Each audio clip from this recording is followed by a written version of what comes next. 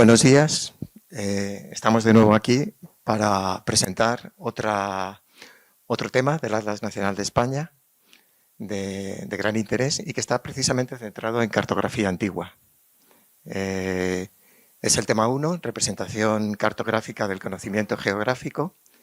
Ese tema será presentado por Marcos Pavo, que es jefe de área del Registro Central de Cartografía del Instituto Geográfico Nacional, al cual corresponde el servicio de cartoteca. Pero al mismo tiempo vamos a aprovechar también para presentar una monografía que surgió en la primera, cuyo objetivo, el hacerla, surgió en la primera edición del tema 1, porque tiene un subtema que es evolución de la imagen cartográfica de España. Y entonces se vio la riqueza que tienen nuestros archivos, nuestras cartotecas, y por ese motivo se decidió hacer una monografía. Entonces va a presentar la monografía que se hizo a partir de la enorme riqueza de información y de imágenes que se capturaron para hacer ese subtema. Lo va a presentar la coordinadora de esta monografía, la coordinadora científica, que ha sido Carmen García Calatayud, que es jefa de servicio de cartografía de la Biblioteca Nacional de España. Pues, en primer lugar, hablará Carmen y presentará la monografía y, a continuación, ya presentará el tema 1, la nueva edición del tema 1, lo presentará Marcos Pavo. Pues nada, muchas gracias y espero que disfruten. Vale. Entonces...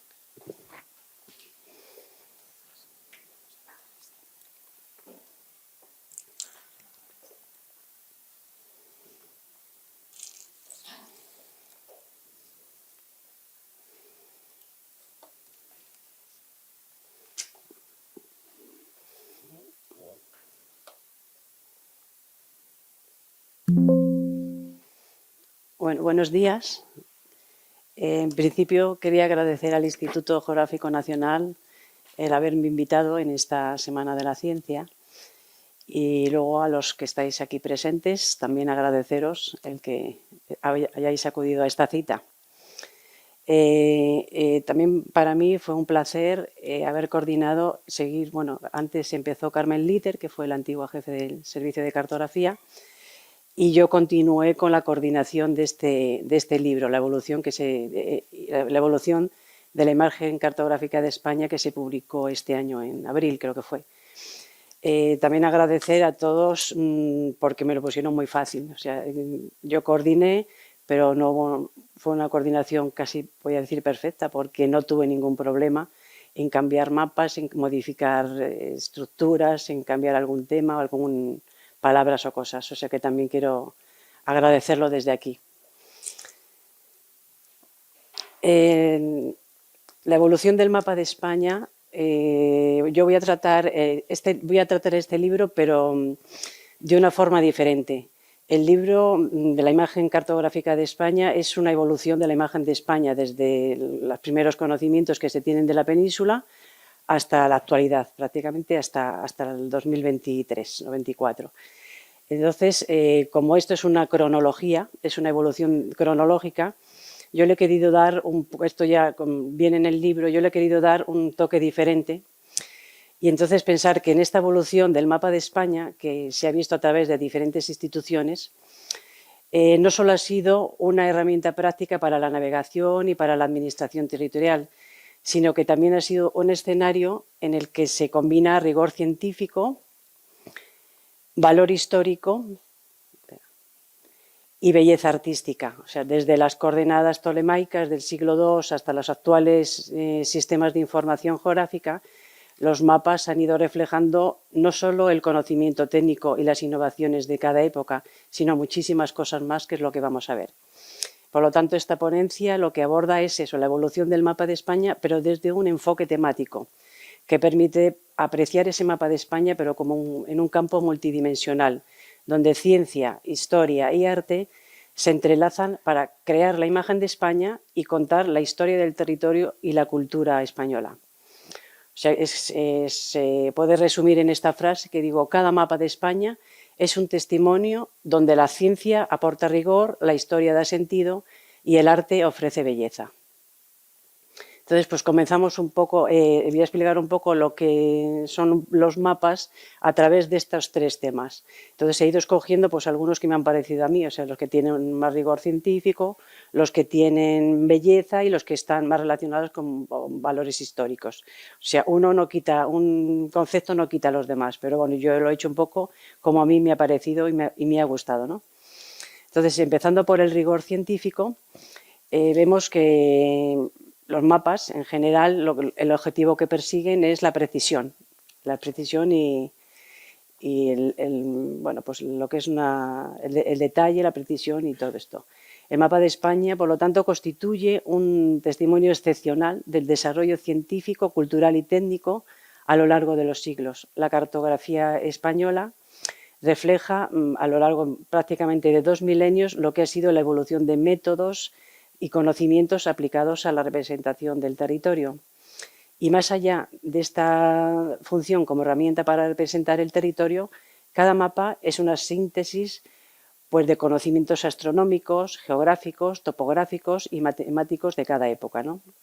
Ya digo que desde la obra de geografía de Claudio Ptolomeo en el siglo II después de Cristo, que ofrecía unas coordenadas para reconstruir el mundo conocido, hemos ido pasando por proyecciones cartográficas, métodos de triangulación derivados de la astronomía, uso de instrumentos de astrolabios, estante, cuadrante, etc. Y con todo hemos llegado hasta los actuales sistemas de información geográfica y hasta la teledetección satelital, ¿no? Entonces, algunos ejemplos, por ejemplo, algunos ejemplos que he escogido, pues con Ptolomeo, que no puede faltar. En Ptolomeo, pues en el libro pusimos varias imágenes recogidas de varias instituciones y bueno, pues he señalado un par de ellas, principalmente tres, porque Ptolomeo, desde el punto de vista de lo que es el rigor científico, es casi de los primeros, diseñando la red de meridianos y colocando a través de una serie de coordenadas. Luego en el siglo XVI se pudo ver cómo era la imagen de España. Entonces, algunos de los ejemplos pues son uno, el de la geografía en 1482, con una edición en Italia, o uno de los primeros también, manuscrito, de la geografía de Ptolomeo, editada en Hull en 1482, en donde eso se representa ya, según los datos y las coordenadas de Ptolomeo, se diseña el mapa que en teoría era la imagen del siglo II. Otra de las ediciones es la de Venecia, de geografía de 1511, en donde aquí se fusiona lo que son los mapas de Ptolomeo con los conocimientos modernos. Entonces es como si dijéramos doble rigor científico, el que usó Ptolomeo y el que según se iban conociendo los datos en el siglo XVI. Otro de los que he destacado es el de Al-Idrisi, que es una de las cartografías árabes más importantes, ¿no?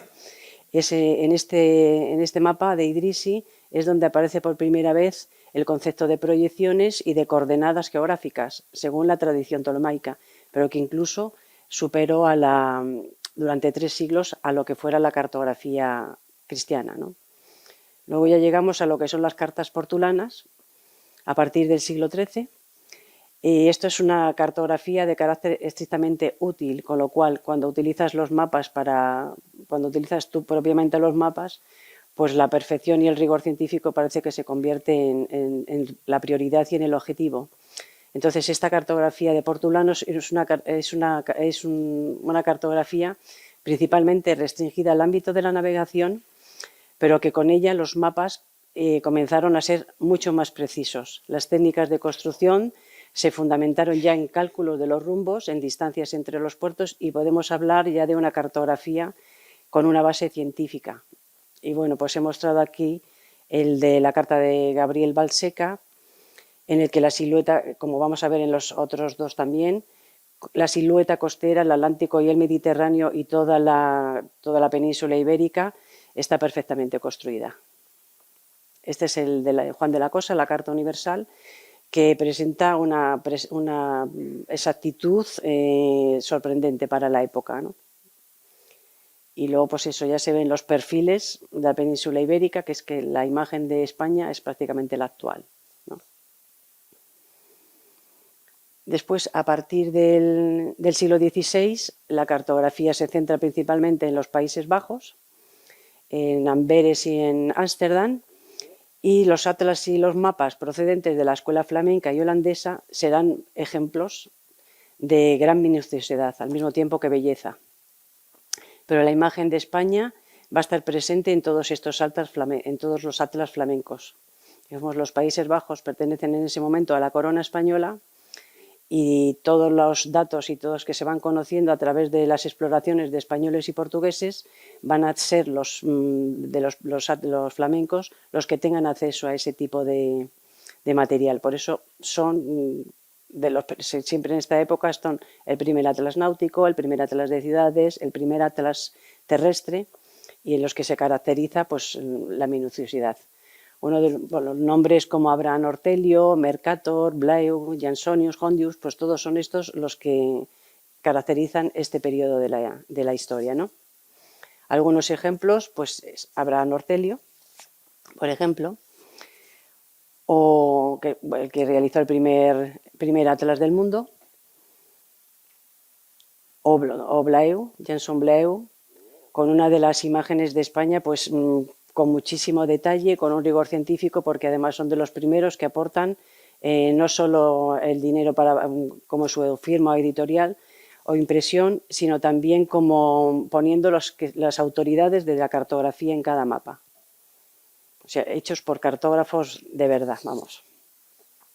Luego, por ejemplo, en el siglo XVIII he destacado principalmente este mapa de Martínez y de la Vega, un mapa que está incompleto, pero que hasta la fecha, hasta 1743, fue considerado como el mapa más perfecto realizado, ¿no? Fue un encargo del marqués de la Ensenada, pero que no llegó a completarse. Pero vamos, claro, ni a publicarse, o sea que por eso está considerado, bueno, aparte de la perfección y el rigor científico que tenga, uno de los que tiene más valor, por eso, por no llegar a publicarse. Otro también importante a nivel de rigor científico es el de, no podemos más que nombrar a Vicente Tofiño, que este cartógrafo incorporó técnicas avanzadas de triangulación y observaciones astronómicas realizadas y plasmadas en el Atlas Marítimo de España, ¿no? De 1789. Esta obra colocó a España en cabeza de las naciones europeas que contaban con cartografía moderna y precisa. Y con Vicente Tofiño se consiguió la medida exacta del territorio español. O sea que Vicente Tofiño se puede hablar que encaja perfectamente en este rigor científico. Otros que destacamos son dos geógrafos franceses, Mentel y Chandler, que llevaron a cabo numerosos estudios geográficos y estadísticos, sobre todo en el periodo de la Revolución Francesa y la invasión napoleónica. Este mapa, junto con el de Atlas de España de Tomás López, fue la única cartografía existente en España en este periodo, y fue las dos únicas cartografías que utilizaron las tropas napoleónicas para la invasión de la península. Por lo tanto, cuando hay por medio una invasión o una guerra, pues tiene que tener un rigor científico, por eso lo he destacado. O este mapa itinerario militar, que está formado por 20 hojas, y es un mapa puramente logístico, es el primer mapa oficial de España, que atendía principalmente, es puramente logístico porque atendía principalmente a la marcha de las tropas. Otro destacado también es el de Tomás López, este manuscrito. Este mapa de España es una minuta manuscrita de Tomás López de 1792, considerado como una de sus obras más exactas. Sobre todo también se recoge el perfil costero que lo tomó de Vicente Tofiño, ¿no? Y pasamos al siglo XIX, en el que el Instituto Geográfico Nacional elabora el Mapa Topográfico Nacional, inicia el número de hojas en 1875 y se termina en 1968, y es el primer mapa completo de España, que está apoyado en redes geodésicas y de nivelación, ¿no? Supuso un esfuerzo monumental, vosotros lo conoceréis muy bien, de precisión, y a partir del año 1999 y el mapa topográfico nacional pasó a su etapa, como si dijéramos, utilizando ya la cartografía digital. La editorial Paluzzi, de Faustino Paluzzi, también lo destaco porque son el objetivo de estos mapas de esta editorial son mapas educativos. El objetivo principal era la enseñanza y el conocimiento de la geografía en España. Es una saga de editores, entre los que se encuentran astrónomos, cartógrafos, y la editorial, claro, cuyo objetivo era el conocimiento de la geografía, necesitaba pues una precisión. Aunque sean mapas escolares, la precisión no faltaba, no se hacían al azar. Dentro de este también destaco como casi el fundamental, el que realiza Hernández y el Instituto Geográfico y Estadístico, que es el mapa de red geodésica, el que supone la materialización de estos puntos sobre el terreno, ¿no?, que constituye las redes geodésicas. Este mapa es el que constituye, bueno, aquí lo sabéis muy bien, que es la base de la cartografía del país, del mapa topográfico que he nombrado antes. Su principal misión fue eso, la creación del mapa topográfico. Está con el mapa isométrico como un mapa ejemplar, considerado el primer mapa de España que representa el relieve mediante el uso de tintas isométricas. El objetivo de este mapa era proporcionar una imagen inmediata y exacta del terreno, así como de sus altitudes, ¿no? Otro de los mapas que también he destacado es este mapa mural, que es de un alemán, Hermann Habenich, de 1890. Estos mapas de Habenich están considerados como la máxima referencia en la cartografía escolar del siglo XIX. Este cartógrafo fue considerado como el fundador de un método de cartografía escolar basado en el color para representar las grandes unidades de relieve según los rangos altimétricos. Esta es una imagen para mí muy potente porque enseguida se ve, nada más ver, sabes dónde están los núcleos de relieve, ¿no? O que también, aunque no llegó a acabarse, hubiera sido muy importante porque es el plano parcelario urbano. Entre 1861 y 1870, la Junta General de Estadística desarrolló un primer intento de levantar un catastro parcelario, o sea, a modo de un registro de la propiedad, ¿no? Esto supone el total control económico y territorial de un país, pero no se llevó a cabo, prácticamente no se acabó nada más que Madrid. Luego destaco en el siglo XX y XXI el mapa de España, el mapa internacional, entre 1926 y 1931. El Comité Internacional de Cartografía, con sede en Londres, 1909, decide hacer un mapa internacional del mundo y encarga al Instituto Geográfico las hojas de España. Entonces, no solo ya a nivel nacional, sino también a nivel internacional se convierte el Instituto Geográfico en el centro de la precisión de los mapas en España. Por otro lado, el Atlas Nacional de España, que es el que nos ha reunido también hoy aquí. Este mapa aparece inserto en un Atlas Nacional de España de 1965. El Instituto Geográfico y Catastral crea la Comisión del Atlas Nacional de España con la pretensión de abordar un Atlas Nacional que sustituyera un poco al concepto antiguo en el que había mucho texto, mucha reseña escrita, y lo sustituyera por una imagen más moderna y muchísimo más gráfica del mapa de España, que llegara muchísimo mejor a un público. Este también es una carta de navegación visual de 1999. Las cartas de navegación aeronáutica pues, son imprescindibles en la aviación. Representan el territorio de una forma gráfica y contienen gran cantidad de información relevante, se puede imaginar, ¿no?, para llevar a cabo no solo el pilotaje, sino también mostrar zonas geográficas. No solo muestran zonas geográficas, sino también áreas prohibidas, restringidas o peligrosas. Este es el mapa de la península ibérica, publicado en el año 2000. Este ya se realiza con cartografía con información digital. Y este es muy importante, bueno, destaco como importante porque hasta esta edición las Islas Canarias siempre se habían ubicado en la parte inferior derecha del mapa, encima de África. Y entonces, en este momento es cuando se decide poner en la parte izquierda, en su lugar, en su ubicación geográfica de verdad. Entonces, esto obligó totalmente a cambiar todos los diseños de los mapas hasta entonces, ¿no? Para poder situar el archipiélago en su verdadera situación.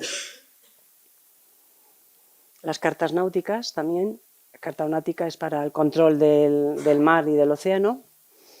Estas cartas también se hacen a nivel mundial y España es el Instituto Hidrográfico de la Marina en que se encarga de la realización de estos mapas, realizado conforme a las normas internacionales, ¿no?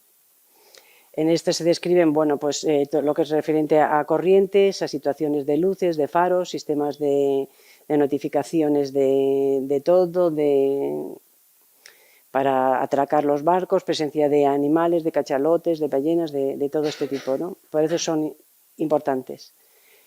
Luego llegamos a las ortoimágenes espaciales, que son documentos cartográficos generados a partir de imágenes satélites y que siguen una serie de modificaciones para llegar a la perfección. Esto ya, por ejemplo, es a nivel geográfico, para vosotros es fácil saberlo, es la perfección, ¿no?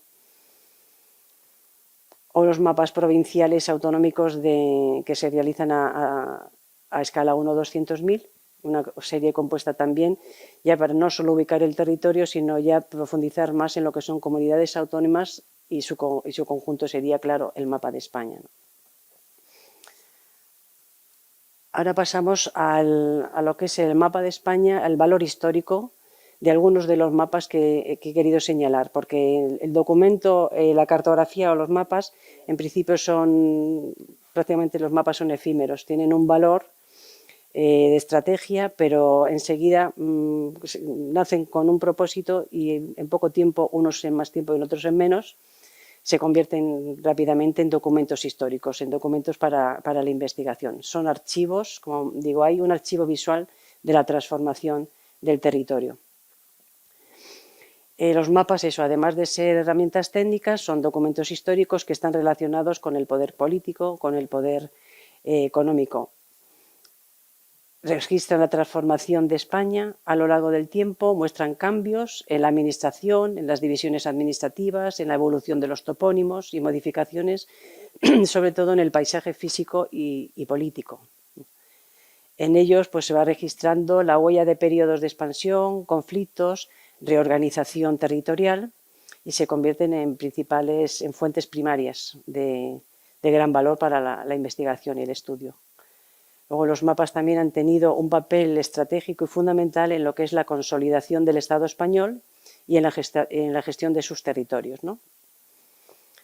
Importante también señalar una cartografía administrativa que sirve para delimitar las fronteras, organizar recursos, planificar infraestructuras o reforzar el control político, destacando, por ejemplo, lo que fuera la administración colonial, entre los que destacamos lo que fue el protectorado de España en Marruecos, del que también tenemos algunos mapas, ¿no? Todas estas cartas permitieron un conocimiento detallado del territorio y facilitaron la toma de decisiones gubernamentales. O sea que todos estos mapas son una visión, un testimonio. Tuvieron su importancia en su momento y ahora la siguen teniendo, pero desde otro punto de vista. Por ejemplo, una cartografía medieval en la que aparece ya España. En este periodo encontramos esta cartografía, que es una cartografía muy compleja, pero que obedece a conceptos teológicos más que geográficos, ¿no? Aparece ya la imagen de España incluida en estos mapas basados en teocracia. No tienen valor, como si dijéramos, geográfico. Pero ya desde el punto de vista de que aparezca la península, ya está. En este caso, es el Beato de Liébana, que ya conocéis todos, es el mapa mundi, y también aparece en las etimologías de San Isidoro, en todos los mapas que se llaman de Teno. En el siglo XVI y XVII, en el Renacimiento, trajo mapas muchísimo también muy precisos, muy utilitarios, que fueron impulsados sobre todo por la expansión marítima y las necesidades de la corona española. Y aquí destacamos el de Alonso de Santa Cruz, por ejemplo, que tiene una información geográfica muy completa, en especial es en la zona de Castilla, en el que superó a muchísimos mapas de la época, ¿no? es una superficie, son 20 hojas y una superficie de 4 metros cuadrados, la información es muy completa y supera los mapas, a todos los mapas hasta el momento. Parece muy sencillo, pero debe ser muy complejo. O, por ejemplo, esta cartografía realizada ya desde Italia por Giacomo Gastaldi, que también es uno de 1544, considerado como el mejor mapa de la península ibérica hasta ese momento. Vemos como, aparte de cartógrafos españoles, están apareciendo cartógrafos franceses y cartógrafos italianos. Hay muestras de todo, cartógrafos portugueses como Pedro Teixeira, que produjo en 1634 una descripción de España y de las costas, ¿no?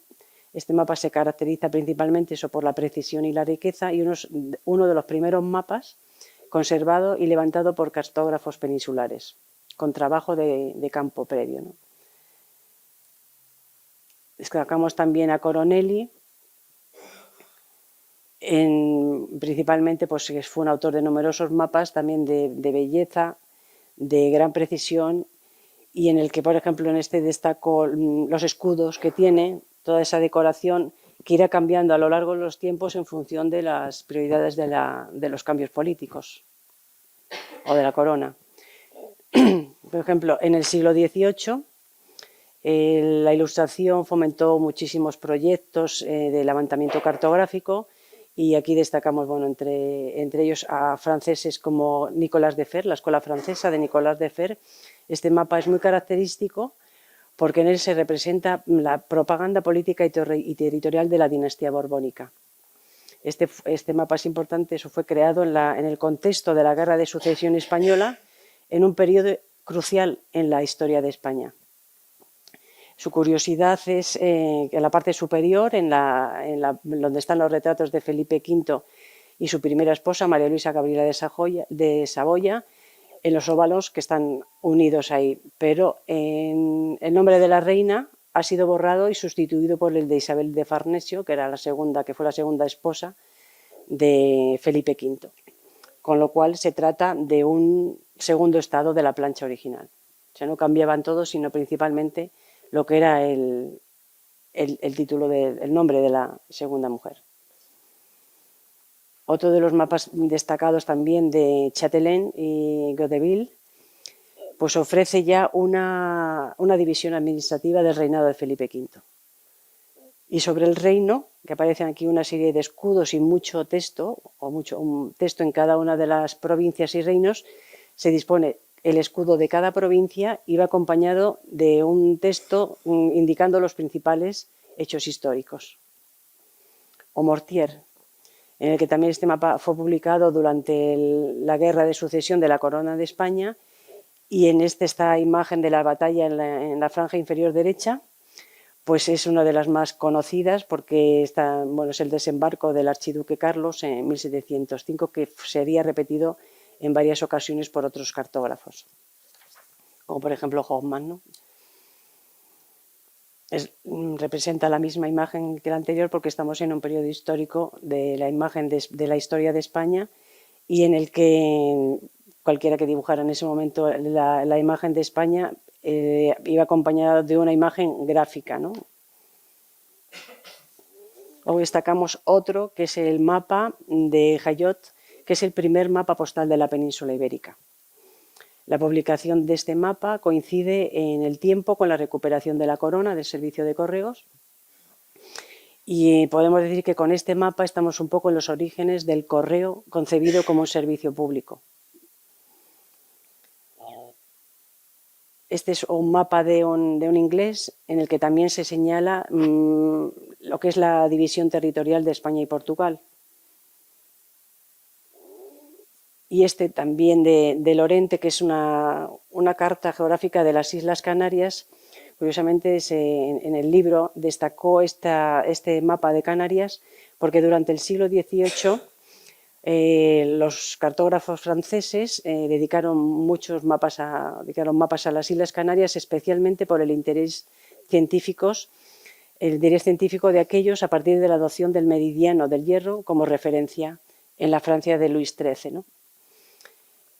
Sin embargo, no son muchos los mapas españoles que se hicieron de las Islas Canarias. O sea, por eso este de las Islas Canarias tiene especial importancia. No podía faltar Tomás López a lo largo de la historia. Destaco este mapa sobre todo por la representación del relieve. Ha sido uno de los elementos más importantes de estudio, lo que es la evolución y la historia del relieve en los mapas de España. Y hasta bien avanzado el 19, y sobre todo en la cartografía impresa, el relieve se representó por el dibujo de perfiles convencionales abatidos. Y entonces este mapa, que parece que no tiene nada realmente, es un mapa manuscrito con muy escasa toponimia, pero en el que figuran principalmente los montes, sierras, picos, y es un buen ejemplo para mostrar un poco también el relieve por perfiles abatidos, ¿no? Por dibujo de perfiles. Y ya llegamos al siglo XIX, en el que destacamos la dirección de la hidrografía, construyendo por orden de José I, solicitó el apoyo de esta dirección de hidrografía para disponer de un mapa de la península ibérica sobre el que trazar una nueva división territorial para el establecimiento de la administración napoleónica. Entonces, este mapa, como si dijéramos, es un mapa hecho cuando ya estaba José I ahí, franceses, pero pidiéndolo a la dirección de hidrografía. Este es un mapa de Donnet, de Alexis Donnet, que se caracteriza, el siglo XIX se caracterizó en un principio por una carencia de conocimientos geográficos y cartográficos, y la Guerra de la Independencia propició el levantamiento de mapas de España para hacer frente a esta carencia, con lo cual así Donnet fue uno de los representantes de este tipo de cartografía napoleónica, en el que también se presentaron, es uno de los primeros en los que presenta planos de ciudades, que luego posteriormente se utilizarían en otros mapas, ¿no? Junto con este mapa de Donnet aparecen perfiles, aparecen en la parte de abajo una serie de planos de ciudades y, como curiosidad, son dos perfiles de la península ibérica que los realizaría en ese momento Humboldt. O la cartografía de Dufour también, del cartógrafo. En 1834, el mapa es de la península ibérica, en 1834 ya recoge la división de España en provincias que realizaría Javier de Burgos en 1833. O el mapa este de Martín de López, el sobrino de Juan López, el hijo de Tomás López, que realizó un mapa también mostrando lo que fueran las divisiones territoriales de Javier Burgos de 1833. Y este mapa, pues se siguió actualizando continuamente. Y la división de 1833 es un documento histórico, pero prácticamente este documento podría seguir hasta que se crearon las comunidades autónomas. Destaco este mapa de Melilla, porque en teoría la ciudad de Melilla, aunque como ciudad fue relativamente reciente, hasta 1860 fue prácticamente un destacamento militar.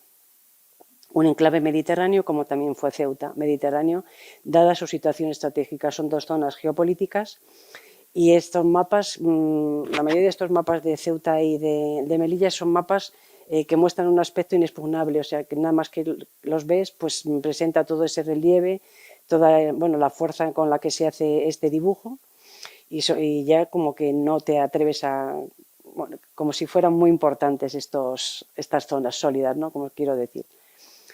La existencia de estos mapas detallados de la plaza de Melilla permitía conocer muchísimo mejor las características y los límites de los territorios que administraban, y ello hacía que su acción fuera más eficiente frente a los bereberes nómadas, ¿no? Estos mapas podría decir que han perdido su vigencia, pero yo pienso que no son documentos históricos, pero Melilla sigue siendo una plaza políticamente o geopolíticamente correcta, ¿no? También tengo que destacar a Francisco Coello dentro de lo que es la historia de la cartografía como el representante del siglo XIX. Y después, pues también, como curiosidad, a este mapa de Avellana, de Miquel de Avellana, que es un mapa en el que se representan, curiosamente, las fábricas existentes en España. Lo digo como, un poco como un mapa temático en el que ya ha pasado a la historia, por supuesto, pero como documento histórico de estudio se puede recuperar todo lo que hubo en España en ese momento, ¿no? A lo mejor algunas de las fábricas pueden seguir existiendo, pero muchos dejan la huella para poder seguir avanzando, vamos a saber lo que había antes, lo que hay ahora. Es lo que se llama la referenciación y poner todas las capas esas que ponéis vosotros. Por ejemplo, en el siglo XX, es lo que decía yo, un mapa del protectorado español. Como historia de las colonias, este mapa tenía que salir también. Esto es un hito en la cartografía colonial. Se hizo después de la guerra del Rif, en 1927, y es el primer mapa del protectorado a una escala 1/200.000. Este mapa pues, se hace para control del territorio y para una mejor organización territorial. Mapas relacionados con la guerra civil, por ejemplo, del Instituto Geográfico y Catastral de España, es una edición militar. Destaca por eso. Estamos en 1935, cuando se hacen los primeros mapas, bueno, en periodo de guerra, que es lo que son documentos históricos ya, ¿no? O este mapa, que es muy curioso porque es un mapa topográfico de 1937 de Talavera del Tajo, en un momento de la Guerra Civil que hace una edición especial de los mapas topográficos y en el que cambió el nombre de Talavera de la Reina en el periodo republicano, en la parte republicana, lo cambió por el nombre de Talavera del Tajo. Esa es la curiosidad, claro. Luego volvió a su ser y pues, es historia. O mapas que se realizaron durante también la Guerra Civil Española, pero que hicieron servicios geográficos del ejército de la zona italiana, como este grupo del Cuerpo Italiano de Voluntarios, que se situó en Bilbao, creo que era en Vizcaya, para ayudar pues, al bando nacional. Y luego también mapas de la Segunda Guerra Mundial, también se convierten en historia porque son mapas realizados por alemanes, teniendo como base el mapa topográfico nacional de España, pero que ellos lo hicieron, con esa base lo hicieron con muchísimo más detalle porque el objetivo principal de estos mapas era posiblemente la toma del estrecho de Gibraltar, que era lo que, ya se sabe lo que es el estrecho, ¿no? Y luego este mapa de fuga de España y Francia, de 1939-1942, es un mapa estampado en seda por ambas caras, y el objetivo de este mapa era pues, la ayuda a los prisioneros de guerra ingleses principalmente. Son mapas que se hacen en la Segunda Guerra Mundial, que cuando los presentas, este está en la Biblioteca Nacional, se presentan en visitas, gustan mucho, pero ya ha pasado a la historia. Y luego este mapa, que es el de 1993, el más importante después de que representa ya las comunidades autónomas, que es la nueva administración territorial nacida de la Constitución de 1978. Y ahora ya por último pasamos a lo que es el tercer tema, que es cuando la cartografía, la belleza artística de los mapas, cuando la geografía se convierte en belleza. Entonces aquí he señalado una serie de puntos y destaco algunos mapas. Hay muchísimos mapas que son muy bonitos, que combinan la cartografía y la belleza, y os voy a señalar algunos, pero la cartografía es un arte visual porque los mapas no solo informan, también son piezas estéticas, los trazos, los colores, los símbolos, transforman la geografía en un lenguaje artístico. Luego un buen mapa combina la exactitud científica con un diseño visual, logrando pues, una perfecta armonía, y hay muchos que tienen esa armonía. Luego tenemos una historia de la cartografía en la que hay una evolución desde los mapas medievales o renacentistas, que son verdaderas obras de arte, pasando también por los portulanos, con decoraciones, ilustraciones de monstruos, caligrafías elegantes. O también podemos hablar de una cartografía emocional, mapas que van más allá de lo físico, mapas que pueden representar emociones, percepciones culturales, experiencias personales. Eso se nota también mucho en las visitas cuando la gente, bueno, como siempre en todas las visitas, las personas buscan su pueblo y cuando lo encuentran, pues son felices. Quiero decir, es una cartografía emocional. Eso es lo que quiero decir. Se convierten en otra cosa, más que un mapa. los colores y el simbolismo, todo lo que es la selección cromática y la iconografía se va buscando, no solo ayudan a leer el mapa, sino que también despiertan sensaciones estéticas. Normalmente los mapas que están en blanco y negro, el mismo en color, gusta muchísimo más el que está en color. Para exposiciones se cogen siempre los que están en color. O la belleza de la abstracción geográfica, que está más relacionada quizás con los mapas actuales, ortoimágenes y todo este tipo. O sea, reducir imágenes, ciudades, montañas a líneas y formas, que es al fin y al cabo una belleza geométrica, ¿no? Y también esto en la era digital, la perfección, aunque predomine la funcionalidad y la interactividad, se sigue cuidando siempre este componente artístico. Destacamos algunas, bueno, las cartas portulanas, todas prácticamente, tienen una decoración de banderas, de miniaturas, de rosas de los vientos, pues eso, combina la perfección de la que he hablado al principio con la belleza de todo este refinamiento artístico, ¿no? Los portulanos conservados prácticamente eran regalos para reyes o nobles, con lo cual es un esmero todavía más. O los atlas flamencos y holandeses, de los que he hablado también antes, pero aquí además añado el factor de la belleza artística, tanto en cartelas, como en la decoración del propio mapa. Estos mapas rodeados, el primer mapa orlado, con vistas de ciudades, con vistas de personajes, humanizan los mapas. Tenemos otro de Speed, otro inglés, y después pues tenemos, por ejemplo, el de Vischer, representación de Europa. Son como si dijéramos la misma línea de decoración en esa época. O los de Coronelli, con todas las cartelas, los barcos. Este que señalaba también el de Hoffman, con toda lo que es aunque representa una batalla o representa una cosa escénica de guerra, pero está perfectamente representada. O bonita, voy a decir. O este de Pomares, que también está rodeado de una serie de viñetas en las que en el periodo napoleónico pues relata una serie de hechos históricos en relación con el papado y con el aspecto cívico de los españoles en la Guerra de la Independencia, ¿no? Incluso este, que es realizado por el Depósito de las Fortificaciones de Francia, que a mí me llama la atención pues, principalmente por la representación del relieve. O sea, nada más verlo parece que puedas tocar los montes, ¿no? Y ya pues lo que son las ortoimágenes espaciales, en donde la belleza está basada pues eso, en una perspectiva única, una tierra se ve desde el espacio, en patrones naturales, como son formas, colores, texturas sorprendentes, arte abstracto, o contrastes de color también, combinaciones cromáticas intensas, atractivas, que hacen de un mapa actual o mapas desde un punto de vista satelital, también son bonitos. Y ya la conclusión de todo esto pues se resume en esta frase, ¿no? Que el mapa de España une ciencia, historia y arte en una obra única. Un mapa de España no se puede ver solo desde un punto de vista. Puede tener, yo he cogido estos tres, pero se podría tratar desde muchísimos puntos de vista. Así que muchas gracias. Bueno, pues esto es el tema 1, representación cartográfica del conocimiento geográfico.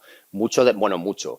Parte de lo que habéis visto aquí ya ha salido en la presentación de Carmen, porque la presentación de Carmen presenta la monografía donde vienen muchos más mapas. Esto, digamos, pues es el tema correspondiente a Landas. Aquí los participantes, yo soy el coordinador, Marcos Pavo, ya me ha presentado Alfredo antes, trabajo aquí en el IGN, responsable del Registro Central de Cartografía, que incluye, entre otras unidades, la biblioteca. Y bueno, como colaboraciones científicas está Carmen y está Carmen Manso, aparte de otros asesores científicos externos.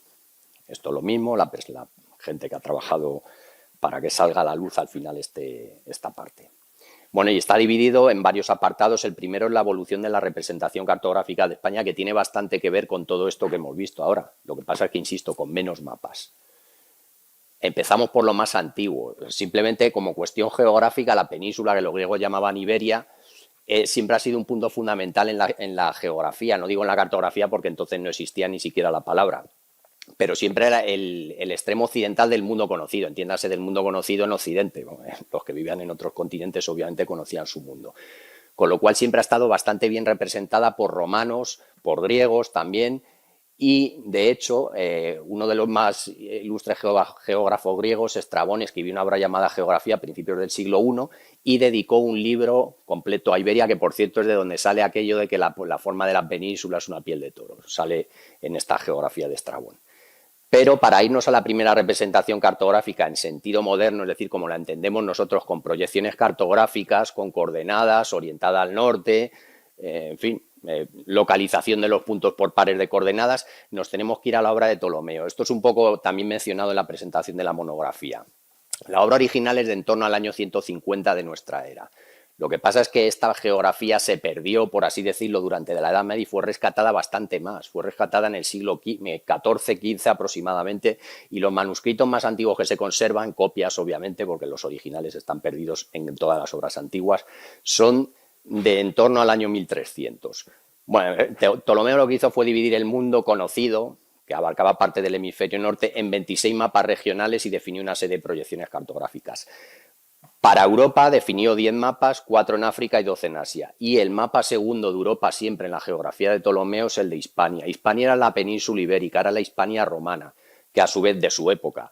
Ptolomeo era griego de cultura, era egipcio porque vivió y trabajó en Alejandría, pero administrativamente era romano, de hecho su nombre es romano.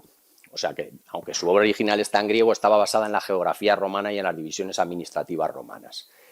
En este sentido, uno de los primeros, los hay de esta época, códices ptolemaicos más lujosos, es este, donde concretamente aparece ese mapa segundo de Europa, que veis el título ahí, Descriptio Secunda de Tabula Europae, significa, bueno, descriptio es una palabra para nombrar los mapas, que esa palabra no existía en aquella época, es el mapa segundo de Europa. Y está inserto en un códice manuscrito, uno de los 5 códices de la geografía que se conservan en España, con mapas, y está en la Universidad de Salamanca. Ese es el perfil curioso, que si veis más mapas ptolemaicos de la península o de lo que sea, veréis que son muy parecidos todos. ¿Por qué? Pues porque Ptolomeo definió un método para que los mapas fueran parecidos todos, es decir, poner los puntos por coordenadas, no copiar a otro, que llevaban a desastres por acumulación de errores sucesivos, etcétera. Lo que pasa es que eso es otra historia para otra cosa. Como estaba mencionando, con la caída del Imperio Romano se perdió toda esa culminación de la ciencia geográfica de los griegos con Ptolomeo y pasamos a una cartografía medieval que siempre se ha dicho que era deficiente, pero que realmente lo que sucede es que no tenían interés en ese rigor geográfico, es decir, las representaciones de los mapamundi medievales estaban pensadas para otro sentido. ¿Por qué? Porque lo principal era interpretar sobre todo los lugares mencionados en las Sagradas Escrituras, la distribución del mundo, pues quién repobló el mundo después del diluvio, etcétera, con lo cual eran mapas, digamos, esquemáticos y simbólicos. Normalmente guardaban las posiciones relativas, pero a veces ni eso. Es decir, cuando vemos un mapa mundi medieval, no hay que verlo, error muy habitual en general en nuestra sociedad, con los ojos de ahora, hay que verlo con los ojos de entonces. Justo unos pocos siglos después, y conviviendo en el tiempo con los mapamundis medievales, aparecen, aunque de origen misterioso, las cartas náuticas o portulanas de las cuales hemos visto varios ejemplos antes. La más antigua conocida, que es la Carta Pisana, que está en la Biblioteca Nacional de Francia, está datada de en torno a 1270, pero obviamente no es la más antigua, las habría anteriores, con lo cual en el siglo XII posiblemente existían estas cartas náuticas, que además, no es casualidad seguramente, aparecen presuntamente con la llegada de la brújula o la introducción de la brújula en el Mediterráneo para navegar. De hecho, están llenas de redes de rumbos que al final eran rumbos magnéticos para navegar y tenían medidas bastante precisas. De hecho, la precisión de las cartas náuticas no mejoró hasta el siglo XVIII, cuando se introdujo el cronómetro marino, que era la manera de medir la longitud geográfica con precisión. Si vemos una carta náutica medieval y vemos una carta náutica casi hasta el siglo XVIII, insisto, no vamos a ver muchas diferencias. Los perfiles costeros, sobre todo en la península, eran bastante precisos y bastante parecidos a lo que conocemos ahora, no como eso que hemos visto de la geografía de Ptolomeo. Hay que destacar que está también en la monografía la carta náutica más antigua que se conserva en España. Bueno, España, aunque políticamente, administrativamente no existía entonces, tenía la principal escuela cartográfica de cartas náuticas, era la mallorquina. Sin embargo, muchas cartas náuticas españolas o de factura española están dispersas por ahí, por otras bibliotecas. Entonces, esta, que no es especialmente antigua, aunque sí es antigua, es la más antigua que se conserva en España, que es la de Valseca. Y está depositada y expuesta, me parece, en el Museo Marítimo de Barcelona. Esta tiene unas peculiaridades. Es la primera donde aparecen las Islas Azores representadas correctamente en su lugar, no las de origen mítico que aparecen en otros mapas. Y tiene más historias, estaban hechas en pergamino, incluso ese manchurrón de tinta que tiene, pues no sé si esto tiene puntero, no, bueno, ese manchurrón de tinta que tiene ahí también tiene su historia. Aquí hay a ver, ahí. Bueno, pues todo tiene su historia. Evidentemente, cuando pasó eso, pues le cortarían la mano al que lo hizo, pero a día de hoy hasta tiene su gracia histórica. La recuperación de la geografía de Ptolomeo. En torno al año 1300, un monje bizantino en Constantinopla se dedica a buscar esa geografía perdida, entre comillas.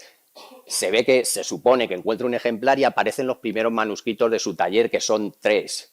Y uno de esos códices acaba en Florencia, porque en el Renacimiento, como sabéis, se llama Renacimiento en todas cosas porque se recurre a las obras de los clásicos que empiezan a tener interés. Se lleva a Florencia y se puso de moda aprender el griego entre los humanistas florentinos, y el gran salto para convertirse en ciencia geográfica oficial en el siglo XV es cuando se traduce al latín, porque, insisto, la obra original estaba en griego. A partir de entonces, y claro, comparado con lo que había, que eran los mapas mundi medievales, se dieron cuenta que esto pues sí era algo científico, aunque impreciso. Es decir, que nadie intente buscar las coordenadas de nada en una geografía de Ptolomeo, como veo algunos estudios, porque va a fallar por cientos de kilómetros. Entre otras cosas, porque el tamaño de la Tierra ni siquiera lo consideraba igual. En la segunda mitad del siglo XV empiezan a aparecer esos códices en formato muy lujoso, como el que hemos visto de la Universidad de Salamanca. Ese azul que vemos normalmente era lapislázuli o azul ultramarino, que era un pigmento carísimo. Entonces estaban destinados a personajes como poco con alto poder adquisitivo. ¿Qué sucede? Que a pesar de que se venera a Ptolomeo como autoridad geográfica, se dan cuenta, obviamente porque no son tontos y tienen ojos, que las cartas náuticas del Mediterráneo que ya existen muestran perfiles costeros tomados empíricamente, medidos, y son mucho más precisos.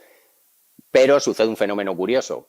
Para no faltar el respeto al criterio de autoridad muy en boga en esa época, de los antiguos, de los grandes sabios de la antigüedad, se empiezan a añadir lo que se llaman mapas modernos, en latín tabulas modernas o nuevas, tabulae modernae o novae, pero sin sustituir a los mapas ptolemaicos. O sea, se empiezan a producir códices manuscritos añadiendo determinados mapas corregidos.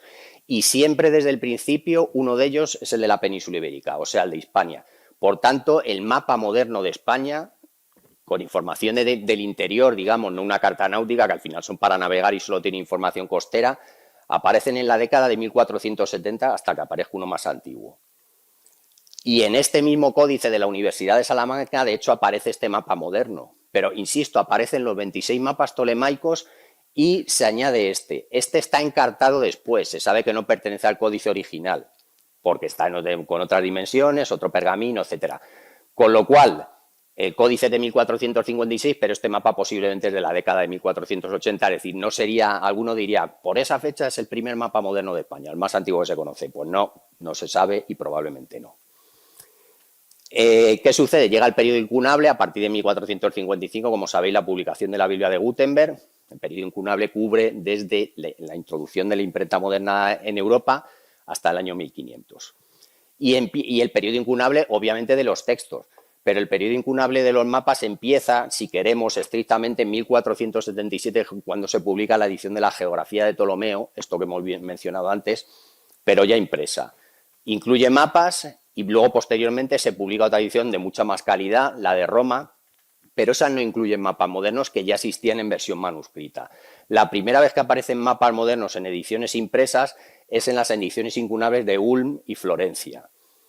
Y estos entonces, si justo ese año aparecen los dos, no se puede distinguir, o sea, no se pueden diferenciar el mes. La de Ulm sí se conoce, la de Florencia no se sabe el mes exacto. Por tanto, estos son los dos primeros mapas modernos impresos de España de la historia. Y aquí sí que es de la historia, no es que vayan a aparecer otros. Y tras esos primeros mapas modernos, pues empiezan a añadirse ya de manera sistemática cada vez más mapas, más tábulas modernas en los códices de la geografía de Ptolomeo. Este nos causa gran orgullo y satisfacción porque lo adquirimos hace un año y pico en una feria de antigüedades, y es un mapa suelto, aunque estaba inserto en un códice de la edición de Ulm. He de decir que la Biblioteca Nacional de España tiene dos códices completos, lo cual es bastante raro y valioso, de la edición de Ulm. Nosotros, que somos más modestos, pues solo tenemos este mapa suelto. El suyo es más bonito porque este no viene iluminado en azul ultramarino como el otro. De hecho, esto es una edición barata, obviamente porque no llegamos al prestigio de la Biblioteca Nacional, pero las que tiene la Biblioteca Nacional son con azul ultramarino. Y este, ya digo, es una versión barata. A todo esto se coloreaba posteriormente. Y pasamos al siglo XVI y aunque España y Portugal eran las grandes potencias exploradoras, no hay apenas producción impresa en España. ¿Por qué? Pues por varios motivos. Uno, porque el interés estaba centrado en la cartografía de lo que se iba descubriendo del Nuevo Mundo. Dos, porque en aquella época los Países Bajos pertenecían a la Corona de España y era donde estaban los grandes centros de impresión, con lo cual, ¿para qué vas a producir aquí si tienes los talleres allí y los expertos en grabado y en impresión? Y tres, por la política de secretismo.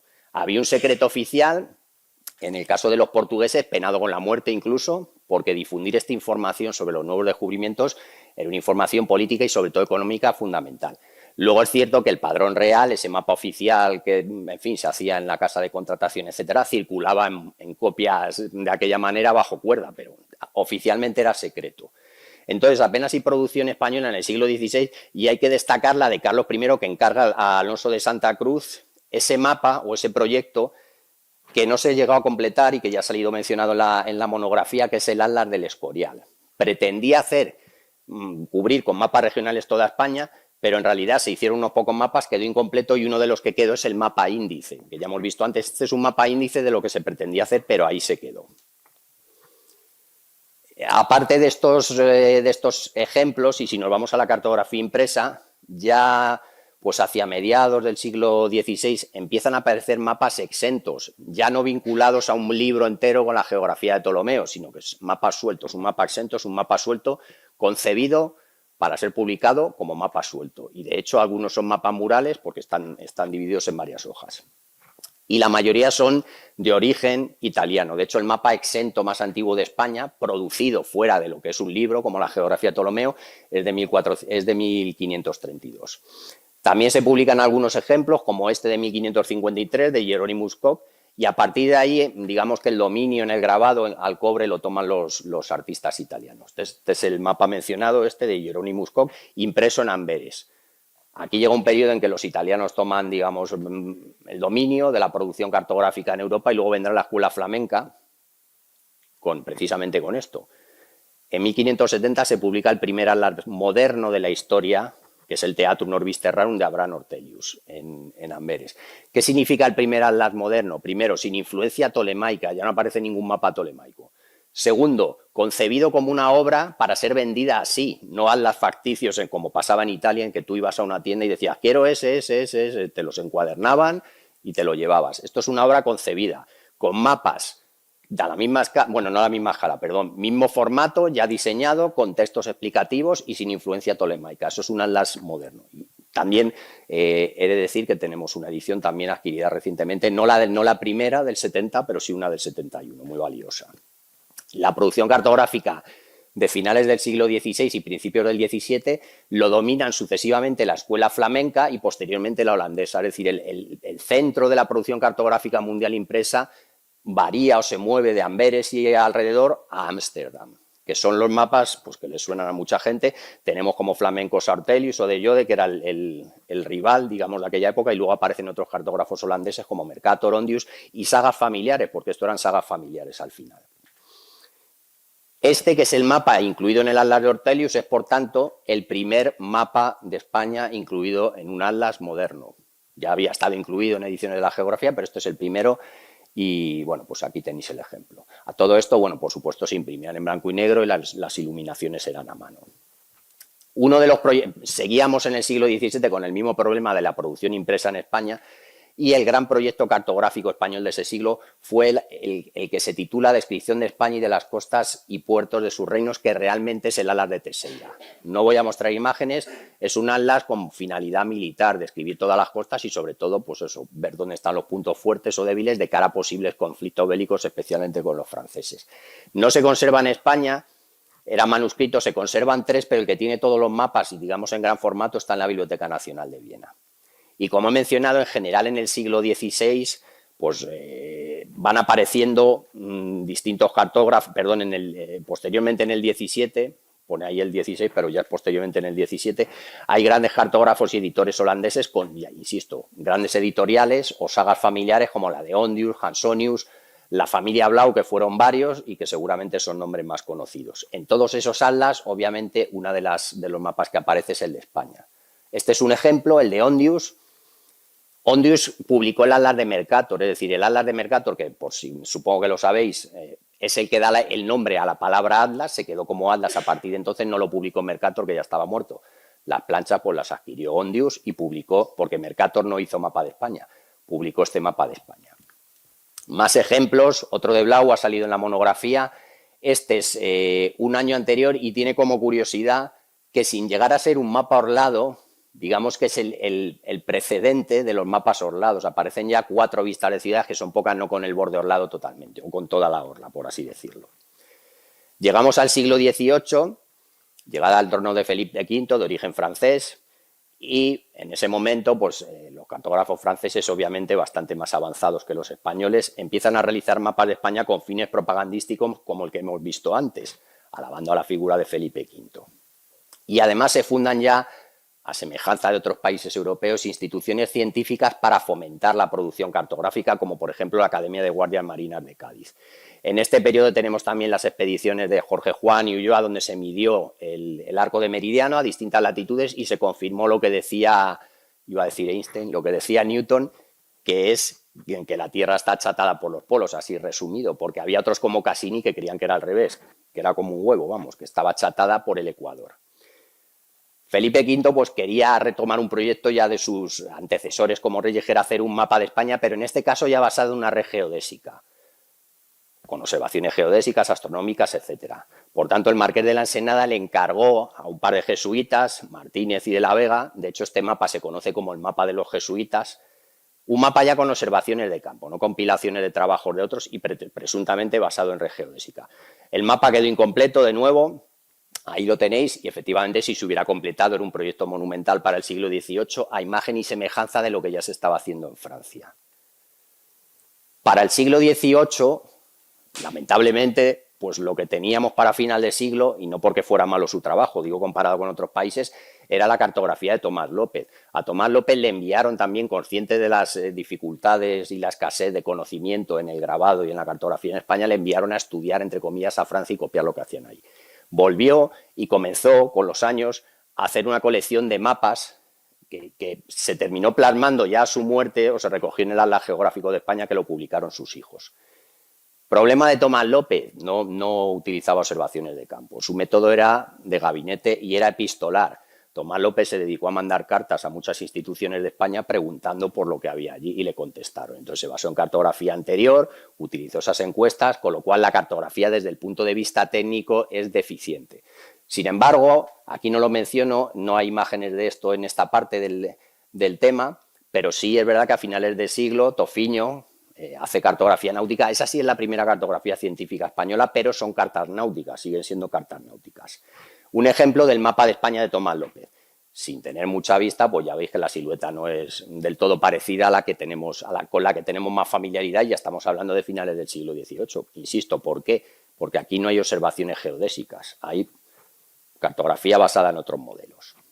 Lo que os mencionaba de Tofiño sí empieza a hacer cartografía náutica, eso sí, cartas náuticas basadas en observaciones astronómicas y en mediciones geodésicas. Y se publican sus trabajos en el Atlas Marítimo de España, que es la primera cartografía científica de España, pero como toda carta náutica, sin cobertura geográfica del interior.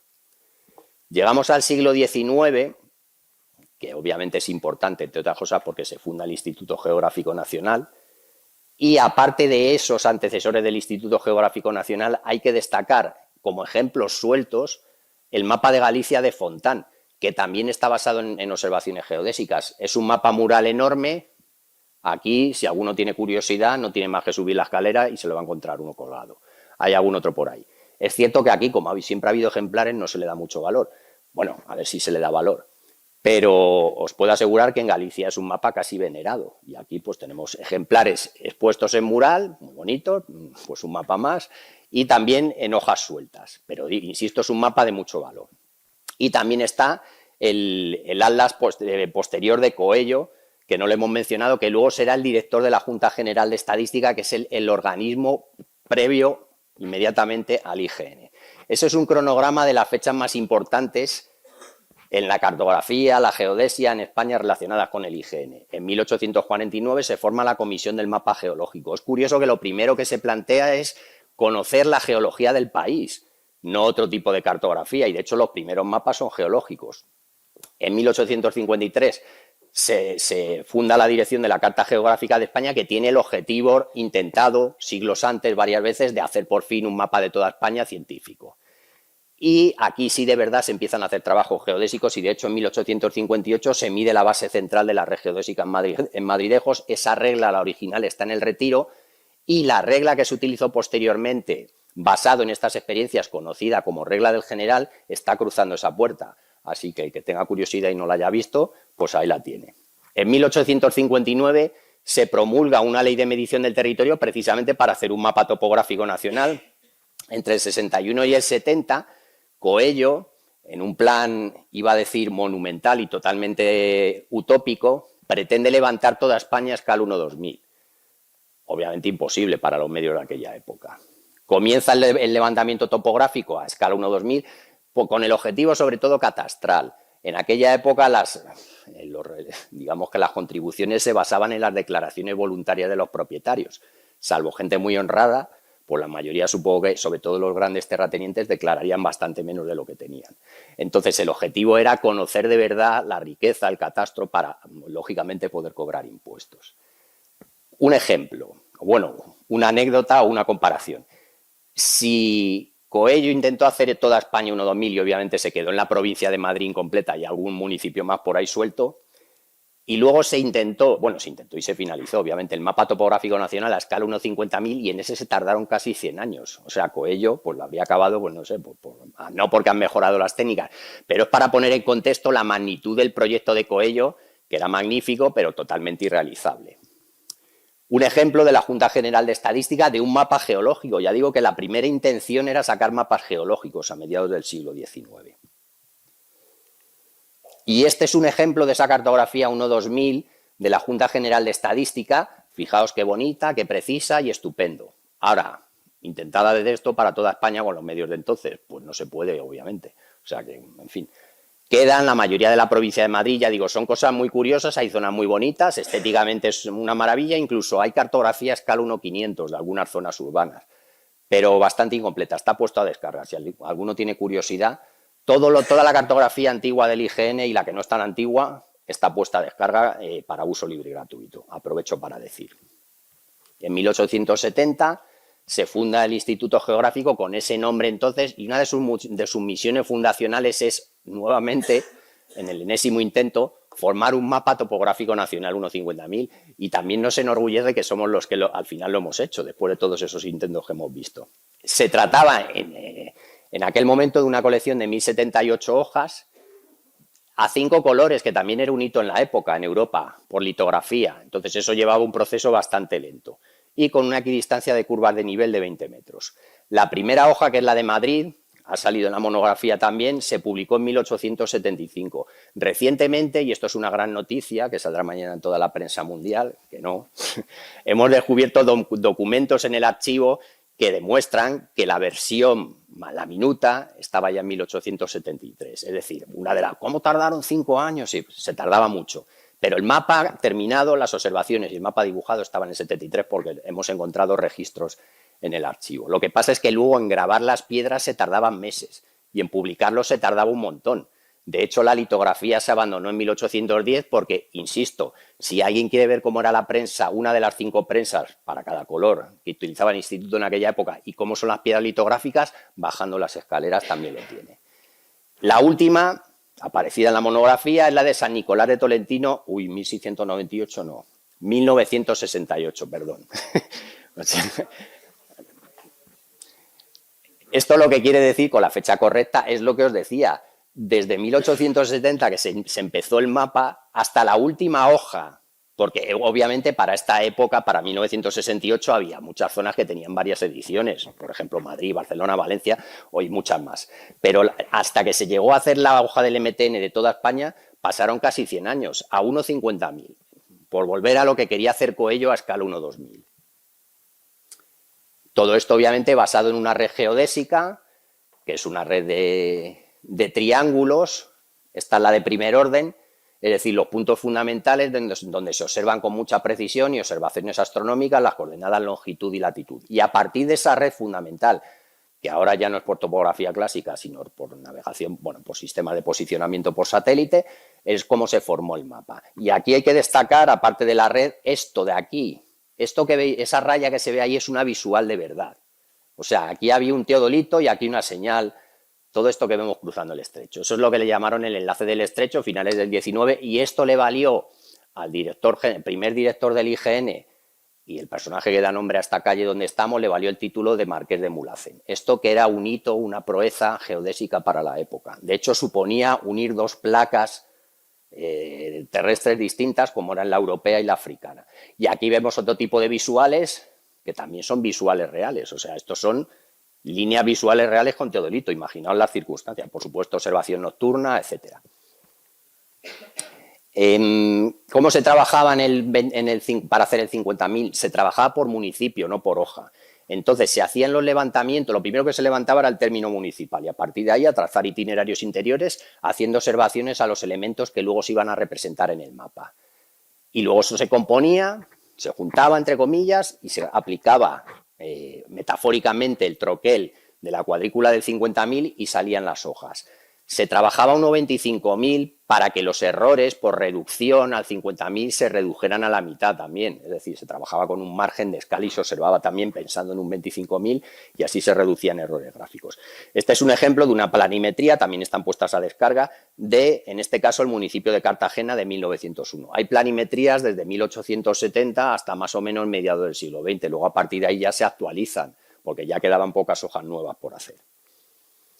Cambiamos de siglo, los trabajos de formación del mapa seguían avanzando muy lentos, pues bueno, pues porque era una tarea ingente, los de publicación también, se cambiaron distintas técnicas de impresión y poco antes de la Segunda Guerra Mundial se incorpora, que es cuando tiene el gran desarrollo de la fotogrametría, se empieza a utilizar la fotogrametría casi de manera experimental para hacer el levantamiento del mapa topográfico nacional y veremos un ejemplo ahora. Llega la Guerra Civil, se produce una interrupción, una escisión del instituto en como dos institutos paralelos y posteriormente a la Guerra Civil se recupera la figura del Consejo Superior Geográfico que existe actualmente, que en aquella época coordinaba al IGN, con el nombre que tuviera, porque ha tenido varios nombres, Servicio Geográfico del Ejército, que es el actual CGED, y el del Aire, que es el actual CECAF, y además se crea el Instituto Hidrográfico de la Marina, para coordinar todo eso.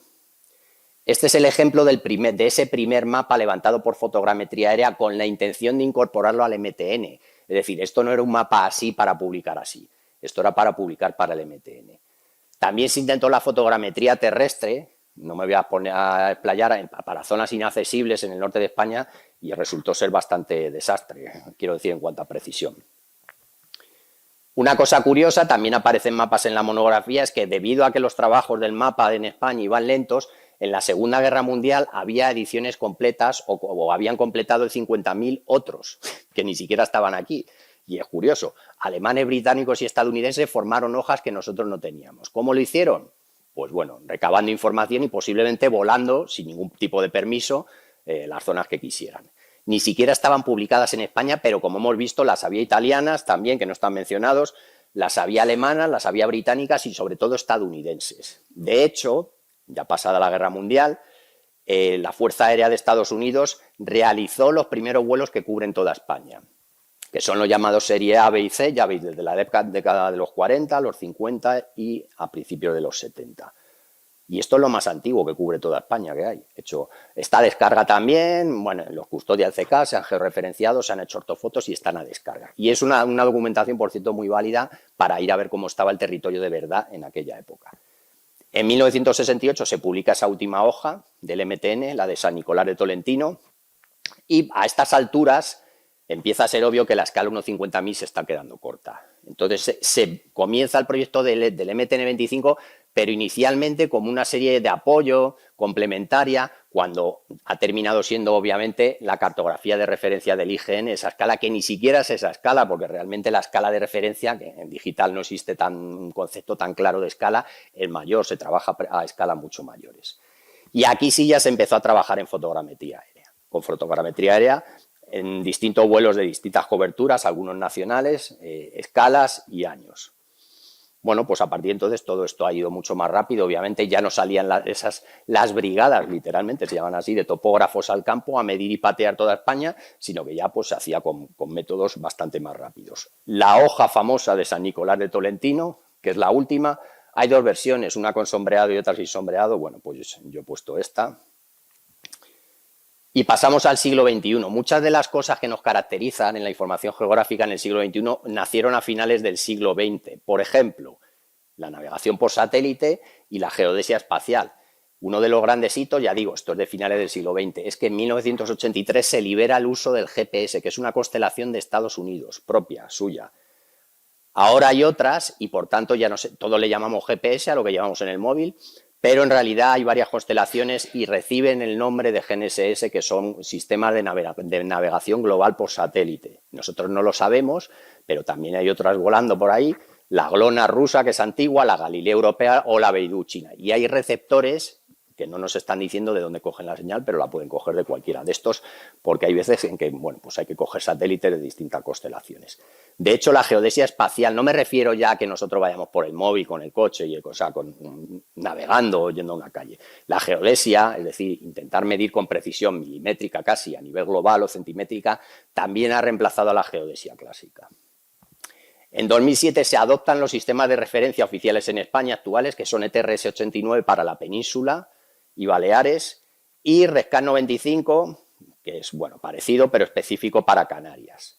Esto es un hito, los más jóvenes pues solo habrán conocido el ETRS 89, pero hubo una época no hace tanto en la que algunos recordamos que convivían el sistema antiguo geodésico ED50 y el ETRS 89 y había grandes follones para transformar de uno a otro.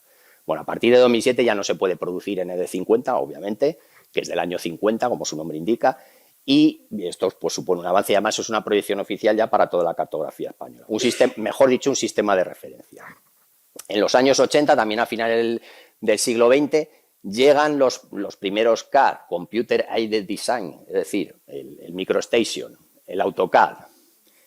Y entonces pasamos de esa edición analógica del mapa a la edición digital incipiente, pero estos son herramientas de diseño gráfico casi.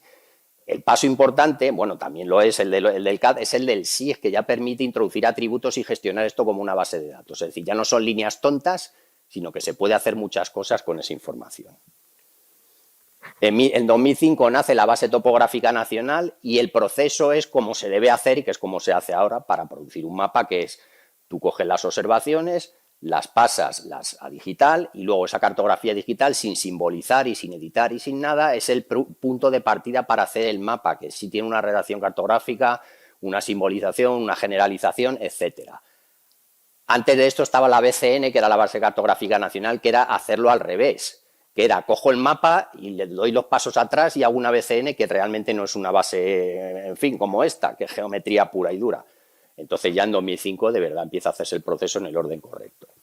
Más novedad del siglo XXI, obviamente la gran proliferación no solo ya de vuelos, sino de la fotogrametría o fotografía aérea digital, porque a principios del siglo XXI se volaban analógico y se digitalizaban las fotos, con escáneres fotogramétricos a muy alta resolución, y ya desde 2000 y poco los vuelos incluso son digitales. La frontera entre la fotogrametría y las imágenes de satélite, la teledetección, se ha difuminado de tal manera que tenemos satélites civiles con resoluciones de mejores que en medio metro, que era el tamaño del píxel original del pero. Hay otras cuestiones geométricas que no me meto. Pero que veáis que en realidad son sensores aerotransportados digitales sobre distintas plataformas, más que fotogrametría o teledetección. Todo esto, además, está disponible desde 2010, paulatinamente, según se iba subiendo en el centro de descargas, que es donde está toda la producción cartográfica, geográfica del IGN, con unas condiciones de uso libre y gratuito. Y una de las novedades, todo esto está muy resumido, esta presentación, es que se ha creado el mapa a la carta. Bueno, llevo ya unos años, el mapa a la carta. Desde el punto de vista del usuario, a algunos os habrá pasado que vais a la hoja de tu pueblo, por así decirlo, y resulta que tu pueblo cae en una esquina. O vas a Aranda de Duero y resulta que cae entre las 4 hojas. Bueno, pues el mapa a la carta lo que te permite es tú en tu casa con una aplicación desplazar la ventana de mapa y elegir sobre una imagen continua del mapa la zona que tú quieres. Bueno, la cuadrícula se ha quedado un poco encorsetada y seguramente terminaremos, o la gente terminará haciendo esto. Esto se puede hacer desde casa y luego se puede imprimir, se puede ir a la tienda, a la casa del mapa y se puede imprimir. Ejemplos ya digitales, visualización de la BTN, esa base topográfica nacional ya totalmente digital, tridimensional, multiescala y con atributos, a través de un servicio de visualización. Más, otro de los visualizadores que hay, en este caso, un comparador de imágenes de satélite, donde se ve a la izquierda Madrid, en un momento normal, primaveral, porque está verde, digo yo, y a la derecha, y no es que se haya pasado a blanco y negro, es la imagen después de la nevada. O sea, eso no es que esté editado, es que se veía así, desde el satélite. Así que, bueno, pues todo este tipo de herramientas, otro de los grandes avances es que todo esto está publicado en visualizadores. Esto es algo que nos ha, digamos que Google ha allanado el camino con el Google Earth, el Google Maps, etcétera, aunque no se podría mencionar aquí, pero bueno, ahora todo el mundo está acostumbrado a esto. Esto es lo que entendemos por información geográfica digital. Otro ejemplo del otro comparador de mapas, eso es una cortinilla que podríamos ir moviendo izquierda y derecha y iría descubriendo uno u otro mapa. Es la misma hoja en distintas ediciones. A la izquierda está la primera edición de ahí, que será los Alcázares o San Javier, no sé cómo se llamará la hoja, y a la derecha la actual. Fijaos simplemente en la manga, lo que es ahora, y cómo si corremos lo que era antes, en la primera edición, que era una lengua de arena sin nada. O sea que hay aplicaciones muy curiosas donde se puede ver no solo la cartografía actual, sino seguir la evolución de la cartografía producida por el Instituto. Otra parte de este tema de representación cartográfica del conocimiento geográfico es la del Sistema Cartográfico Nacional, que es el modelo de actuación que ya desde 2007 existe. Como dice aquí, es un modelo de actuación, una filosofía, si queremos, que persigue que las administraciones se coordinen, las administraciones públicas, y así se eviten duplicidades de esfuerzos, de gastos, etcétera. Todo esto que ahora os parecerá muy normal a algunos que no conocéis lo que había antes, no era así, hace años. Hace años había administraciones públicas volando cada una por su cuenta a la misma zona sin que se enterara la otra, sacando series 1.25.001 que ya sacaba el IGN, etc., etc.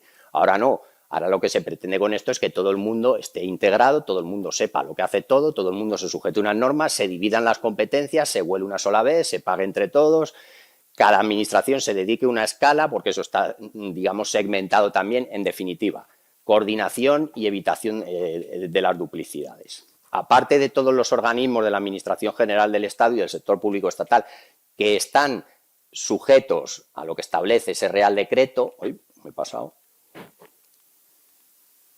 aquí, el 1545/2007, para las demás administraciones es de integración voluntaria. Entonces hay 16 comunidades autónomas y recientemente Melilla, porque también da entrada incluso a administración local. Y el órgano de dirección es el que surgió décadas antes, el Consejo Superior Geográfico, pero en este caso existe, eso existe, y se reúne, de hecho se va a reunir en breve, aquí en el IGN.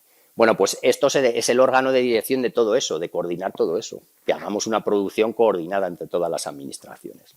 Sin entrar en mucho más detalle, el Sistema Cartográfico Nacional se compone de un equipamiento geográfico de referencia nacional para todos, un sistema de referencia, el mencionado, un sistema oficial de coordenadas, una toponimia oficial, el nomenclátor geográfico básico, unas delimitaciones territoriales oficiales y, bueno, pues esto es más o menos, digamos, lo que corresponde al nomenclátor de municipios y entidades de población. Planes de producción, el nacional, el de las Fuerzas Armadas y los de las administraciones locales, pero esto se coordina. Y de hecho el Consejo Superior Geográfico debe informar cuando hay un plan o cualquier norma que afecte al funcionamiento del Sistema Cartográfico Nacional, se somete a informe para que digan, oye, estas observaciones, que lo sepas. El Registro Central de Cartografía, la unidad de la que soy responsable, que se encarga de la inscripción de la cartografía oficial, las delimitaciones oficiales, el nomenclátor geográfico nacional y en general la toponimia oficial, la infraestructura nacional de información geográfica, todo esto bajo la dirección del Consejo Superior Geográfico. Consejo Superior Geográfico se compone de un pleno que así entre nosotros, como no se está grabando, nunca se ha constituido. Es decir, funciona a través de estas dos comisiones, la territorial y la permanente, que se reúnen en breve. La Secretaría Técnica la ejerce el IGN, concretamente la Secretaría General del IGN, y luego aparte está el CODIGE. Y hay una serie de comisiones especializadas en la cual hay participantes de todas las administraciones públicas, del sistema geodésico, de observación del territorio, de plan cartográfico nacional, de nombres geográficos, de normas y de infraestructura de datos espaciales. Es decir, todo está bastante bien coordinado y esto no es sobre el papel, o sea que esto es cierto. Otro apartado dedicado muy brevemente, porque ya hemos hablado bastante de la historia del Instituto Geográfico Nacional, muchos de los que estamos aquí lo conocemos. Actualmente es una dirección general con este nombre, ha tenido varios nombres a lo largo de la historia, que se encarga principalmente de producir, gestionar y difundir información geográfica, pero también, y a veces más conocida por eso, por desgracia, digo por desgracia, porque a veces suceden eventos geofísicos que salen en la tele. Bueno, pues el IGN es responsable, como sabéis, también de la vigilancia sísmica y volcánica y de la alerta de esos fenómenos. Y también se dedica a la astronomía, y también se dedica a la geodesia, y también se dedica a la cartografía. Una de las grandes, bueno, una de las cosas más desconocidas del IGN es la cantidad de funciones que tiene para ser una dirección general y para lo relativamente pequeño que es comparado con todo esto. Y el papel del IGN, pues obviamente es fundamental para la planificación del territorio, seguridad frente a desastres. Ya hemos visto esas imágenes de satélite de antes y después de Filomena, para lo que queráis. Y bueno, pues es una institución puntera y de referencia en el mundo en su ámbito de actividad. Esta es la estructura del IGN, una dirección general con 4 subdirecciones, que son la Secretaría General, Servicios Comunes, excepto el Registro Central de Cartografía, que es una parte, digamos, de actividad del IGN, la Subdirección de Astronomía y Geodesia, Vigilancia, Alerta y Estudios Geofísicos de reciente creación a raíz del volcán de La Palma, donde obviamente se vio que aquello se quedaba corto, había que crear una subdirección especial.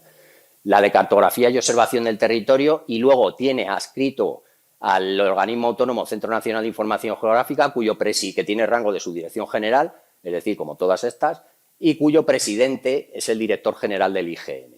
Y hay una serie de servicios regionales que están en prácticamente todas las delegaciones del gobierno. Un mapa con la distribución de los distintos puntos de presencia que tiene el IGN. Aparte de la sede central están los servicios regionales, tenemos también observatorios astronómicos, observatorios geofísicos, sismológicos, volcanológicos, es decir, una serie de observatorios que están por ahí dispersos, pero que siguen teniendo entidad propia y que dependen del IGN. Y luego, aparte, está la red de los puntos de atención y venta, que normalmente coinciden con la sede con las instalaciones del IGN, que son las casas del, bueno, puntos de atención y venta, vulgarmente conocido como casas del mapa. Y como su nombre indica, son puntos de atención y venta, es decir, ahí se venden los productos en papel. Luego hay también el que quiera puede comprar a través de la tienda virtual. Todo esto relativo a la administración, al IGN o a la administración, bueno, no iba a decir a la administración del Estado, no, porque viene aquí. Hay otras entidades cartográficas de otras administraciones públicas. No voy a entrar en todas ellas, pero hay otros ministerios que son importantes en la producción de información geográfica. Por ejemplo, Defensa. Solo dentro de Defensa tenemos al Centro Cartográfico y Fotográfico del Ejército del Aire, al Centro Geográfico del Ejército o al Instituto Hidrográfico de la Marina. Bueno, pues cada uno tiene sus funciones. Y hay que destacar la del Instituto Hidrográfico de la Marina, que hace las cartas náuticas y además con la batimetría. Y que sepáis que afortunadamente para nosotros no tenemos responsabilidad penal ni civil si alguien se estrella con nuestros mapas. Pero que podría pasar, de esos que siguen al GPS y se caen por un barranco y no sé qué. Pero que sepáis que si pasa algo en un accidente y es por culpa de que una carta náutica no está actualizada y hay un bajo que no está actualizado, sí tienen responsabilidad. Así que fijaos qué afortunados somos. Bueno. Más productores de cartografía, uno mega famoso, que nos llegan cartas de vez en cuando, que es la Dirección General del Catastro. Esto es una competencia del IGN, que se desgajó, 70 y algo, no recuerdo. O sea que es que antes el IGN tenía muchas más áreas de actividad. El Catastro es un monstruo absoluto ahora, que antes, hasta no hace muchas décadas, formaba parte del IGN. Bueno, el Ministerio de Transportes, ese somos nosotros, el Centro de Publicaciones, Vivienda y Agenda Urbana, Interior, en fin, una serie de ministerios. Hay que destacar sobre todo también el de, bueno, el del Ministerio de Agricultura, Pesca y Alimentación y el de Transición Ecológica. Los nombres van cambiando, con lo cual espero que no cambie nada más publicar el volumen, porque cambian mucho con los años. Estos también hacen cartografía, sobre todo de tipo ambiental, que es una de las preocupaciones especiales en la Unión Europea. Es decir, gran parte de la normativa europea es de carácter medioambiental y tiene gran peso todo esto.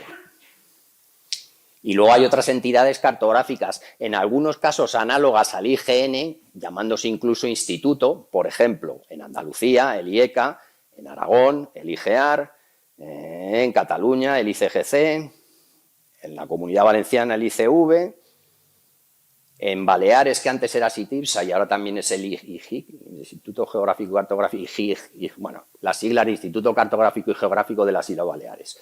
Y luego hay otras, esto ya depende de cada comunidad, que tienen unidades de otros rangos, servicios, lo que sea, tal, dentro de su estructura. O sea que hay una administración y aquí sí que ya depende de los recursos, la dedicación de cada uno y cómo lo enfoquen. Hay unos más potentes económicamente, digamos, y con más tradición, y hay otros que al final pues tienen menos medios, por lo que sea, pero con todos ellos hay colaboración desde el IGEN y viceversa. Y bueno, pues aunque he ido un poco rápido, esto es todo.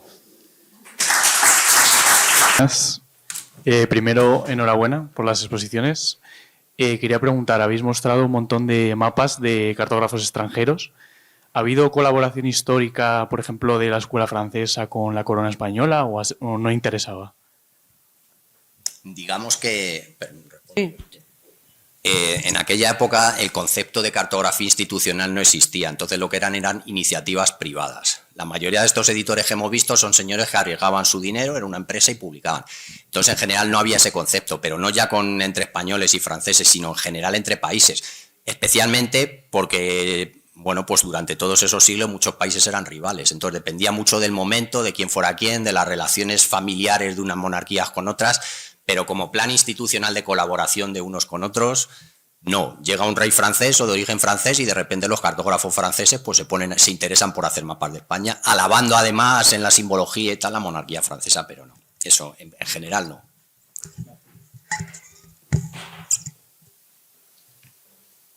¿Una pregunta?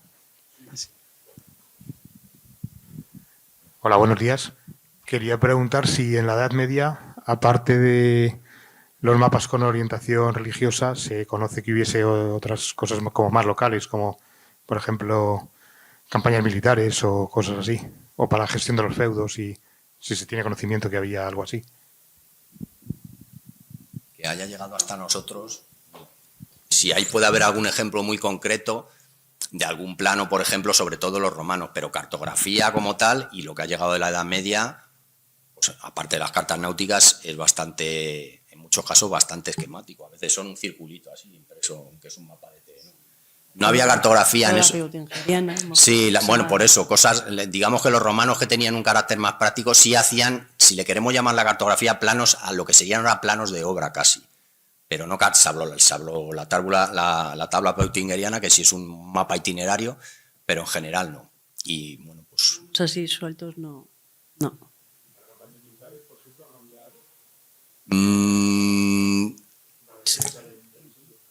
Lo que hacían los romanos era eso, tenían uno que tendrían más un mapa de itinerarios. Ellos sí tenían todas las vías romanas que comunicaban todo el imperio, pero plasmado cartográficamente que nos haya llegado, por lo menos no nos ha llegado.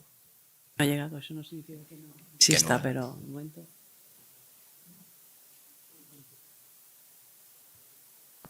Hola, buenos días.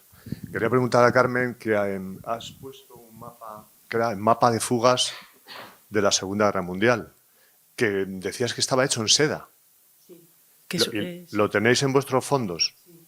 Es un mapa además que tiene mucho éxito, lo sacamos en todas las visitas. Es un mapa de la Segunda Guerra Mundial en el Servicio de Inteligencia del Reino Unido, se pone en colaboración con la empresa Bartholomew de planos para elaborar una serie de mapas con la finalidad que tiene una forma que es como un pañuelo. Al ser de seda, pues se pueden doblar y se pueden, para los prisioneros que caían en campos de trabajo. Y se doblaban a un tamaño pequeñito y así se podían esconder en un zapato, en un forro. Incluso también se puso el servicio de inteligencia en colaboración con la empresa Monopoly, la Baddington, para que en una de las casillas se escondiera uno de estos mapas. Cuando en la casilla de parking gratuito había un punto rojo, es que había un mapa de estos, aparte podía haber alguna brújula, algunas monedas, y estos mapas están impresos por las dos caras, con tintas especiales y sobre todo con cartografía de comunicaciones, o sea, son trenes, aeropuertos, carreteras, para que en un momento dado pudieran salir. Y se escaparon muchos, mucha gente. El más cotizado es el de Dunkerque. Ahora. O sea que lo soléis enseñar allí en la biblioteca. Sí, sale siempre. O sea, siempre pues haces una muestra. Iremos por allá a verlo. Vale, pensaba que lo habíais visto alguna vez. No. Es que lo sacamos en todas. O sea, normalmente pues pones vas poniendo una cronología pues los de Ptolomeo y de todos estos, o a veces también de Hondius, de Mercator, típico, ¿no? Y luego al final pues lo tienes escondido un poco porque claro, los mapas de los los siglos XVI, XVII, XVIII, incluso XIX, son impresionantes, pero cuando llegas al siglo XX la gente piensa que ya no hay cosas bonitas o curiosas, y las hay bonitas y curiosas. Gracias, Carmen.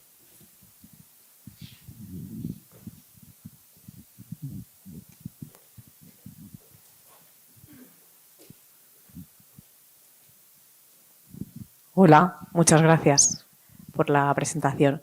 Cuando los norteamericanos, o sea, cuando Estados Unidos hizo los vuelos, y luego esa información que hizo con ella, la compartió con España, la vendió, la cedió, la...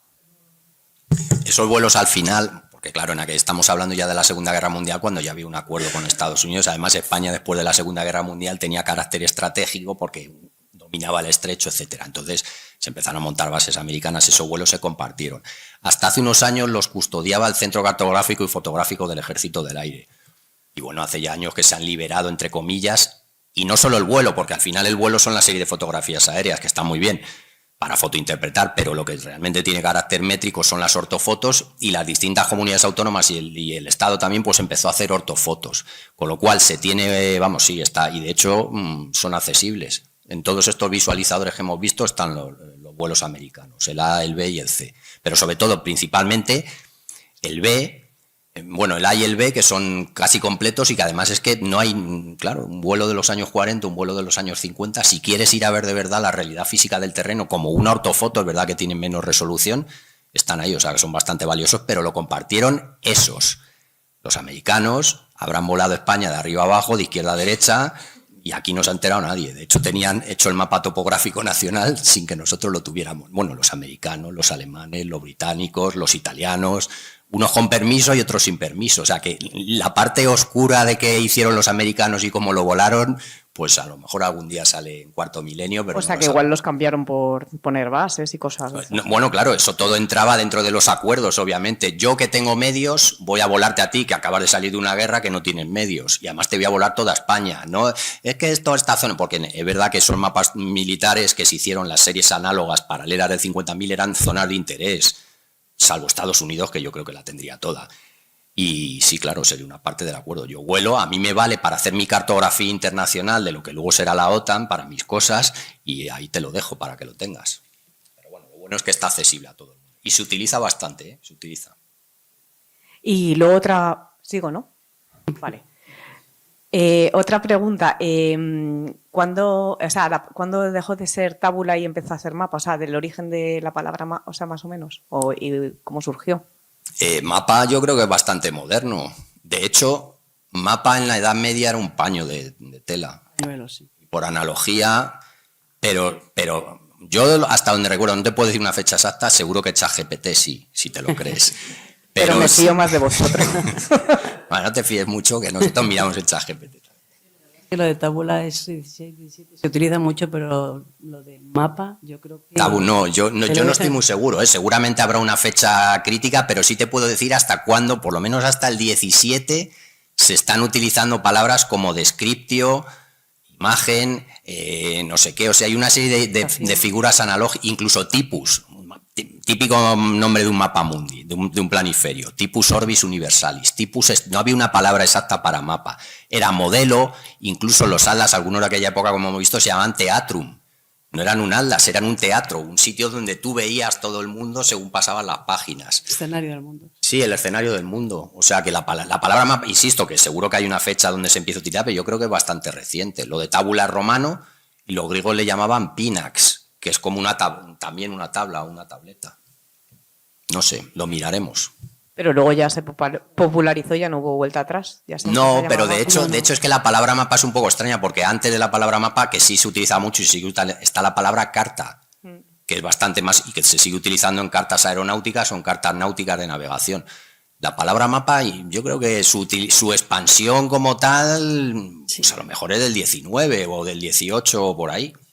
También, ¿eh? O sea, que es que la palabra mapa es pañuelo. El origen de esa palabra es italiano. Sí, mapa con 2 P's.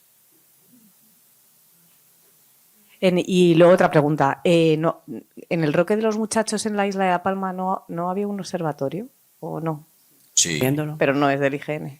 No. El IGN tiene algunos observatorios y otros que no son competencias suyos, que son de otras administraciones o son de otra cosa. Y ese concretamente, pues no lo sé. Sí, no sé. Observatorio, sí. Ah, es del IGN. Observatorio.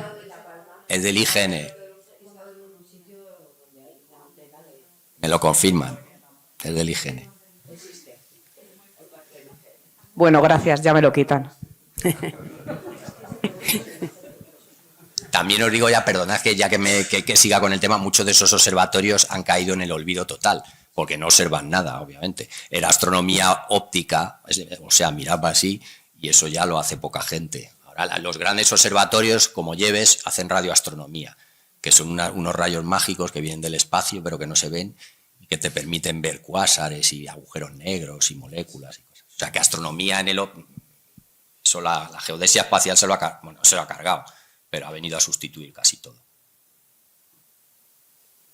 Yo os quería preguntar una pregunta a los dos. Hasta ahora hemos visto que vuestras cartotecas todo almacenan o preservan información que es analógica, que tiene un soporte analógico. Piedras litográficas, pergaminos, papel, etcétera. Y ahora que ha surgido el tema de las bases de datos, ¿qué vais a hacer? ¿Cómo vais a preservar las bases de datos topográficas? Nosotros, en teoría, los mapas nos llegan por lete de depósito legal, llevan 2 ejemplares de cada, y de eso sigue llegando. Cada vez menos, pero sigue llegando. Pero, por ejemplo, bases de datos y eso, muy poco. Voy a decir que casi nada. Recuerdo hace como un par de años una persona que estaba haciendo una tesis y pidió como un CD que tenía base de datos para hacer mapas. Y tuvimos que decirle que escribiera porque era del Ministerio de Agricultura. O sea, eran bases de datos y, bueno, y formatos de estos para hacer los polígonos y todo eso que hacéis vosotros. Y vamos, que se le dejó, o sea, que escribiera ahí, pero que era una cosa para luego hacer él un mapa o hacer cosas con esa, utilizar esa base de datos, pero a nosotros no nos llegan. En el caso de, bueno, claro, en el caso de la Biblioteca Nacional tiene menos sentido lo de la cartografía digital. En el caso nuestro, lo que es la biblioteca, pensemos en publicaciones, no en mapas, sí se guardan a veces publicaciones que solo están en formato digital, y a veces no físico, un archivo, y a veces en un CD, cuando eran un poco más antiguos. Pero en el caso de los mapas, la cartografía digital realmente está a descarga. Quiero decir que la cartoteca, la biblioteca, tiene una misión, como la Biblioteca Nacional, que es conservar el fondo físico en papel.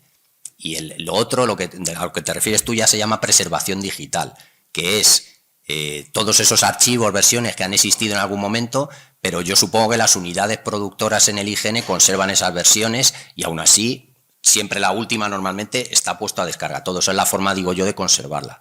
Un día vendrá una tormenta solar de esas y adiós. Y fuera todo. Y volveremos a los mapas de hace 100 años, que los tendremos en papel. Por ejemplo, en la biblioteca sí que se ha digitalizado toda la colección de cartografía y, bueno, creo que toda entera la biblioteca, de CDs y de DVDs, con el fin eso, porque es que ya los PCs que te ponen ya no tienen para CDs. Se ha digitalizado todo eso. Pues, muchas gracias. Gracias.